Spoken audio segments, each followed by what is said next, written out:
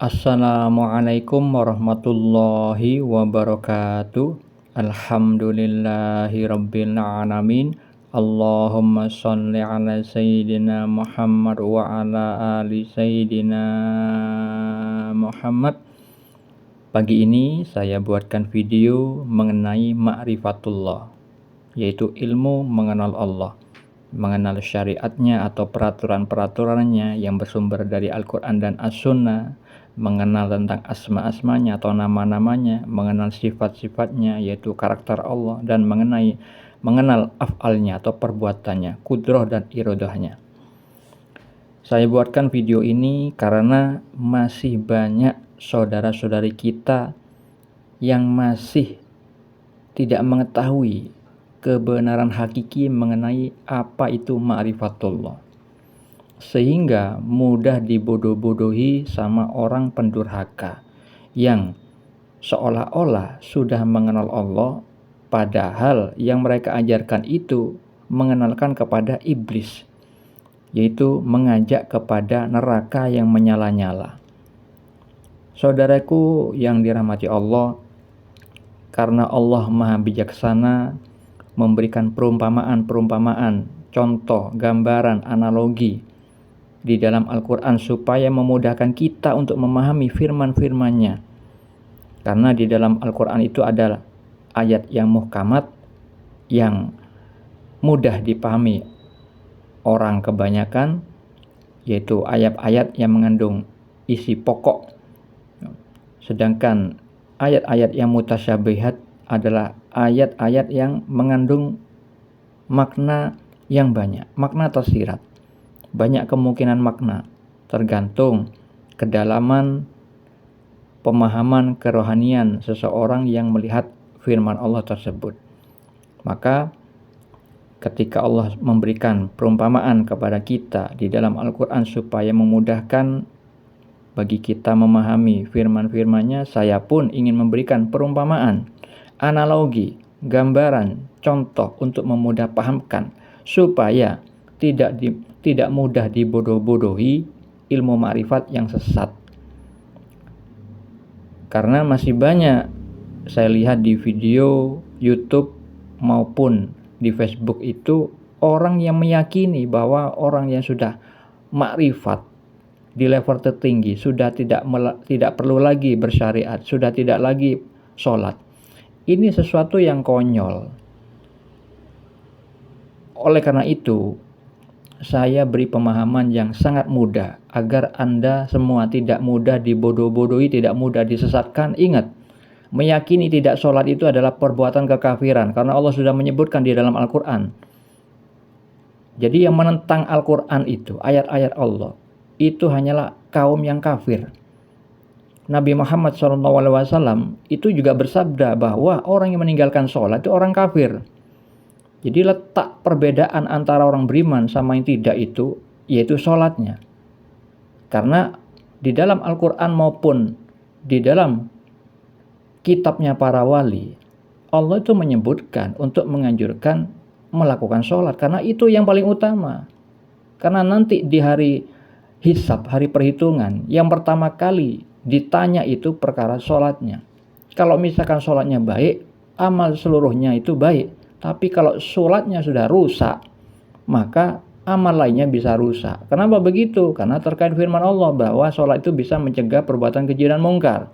Kalau misalkan nggak sholat, Allah tidak melindungi orang itu di dalam menjalani kehidupan sehingga lahir dan batinnya amal-amalnya rusak. Kalau meninggalkan sholat itu menyebabkan dosa, yang mana Nabi Muhammad SAW dosa itu membuahkan titik hitam di hati. Akhirnya ketika hati itu tertutupi titik hitam, maka berkaitan dengan hadis yang lain, jika qalbu rusak, jika hati rusak, ya niscaya seluruh jasadnya itu rusak. Seluruh amal lahiriah, seluruh amal yang dilakukan, anggota badannya, tangannya, matanya, akalnya, kakinya, itu semua mengandung kemaksiatan, cuman tidak disadari. Nah, itu bahayanya orang-orang yang sering berbuat dosa, berbuat durhaka. Nah, karena Allah sudah menjamin sudah menetapkan bahwa orang yang berpaling dari Al-Quran itu dibiarkan oleh Allah disesatkan setan. Baca surah Az-Zukhruf ayat 36. Saudara-saudariku yang dirahmati Allah, ma'rifatullah artinya mengenal Allah.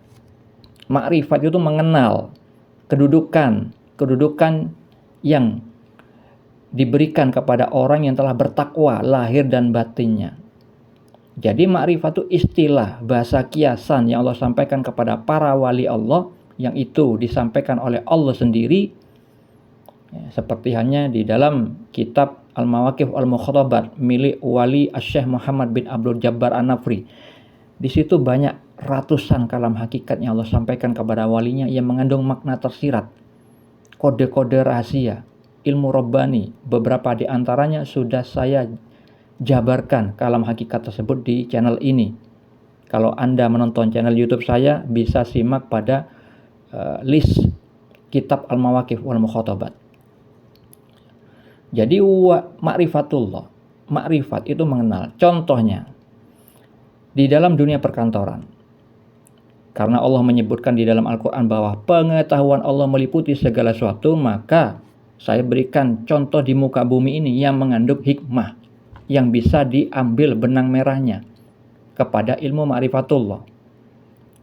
Ketika saya misalkan menjadi sebuah staf di sebuah perusahaan, di sebuah perusahaan pasti memiliki pemilik, bos. Jadi kantor itu ibarat perumpamaan bumi tempat kita berpijak. Sedangkan bos itu perwakilan.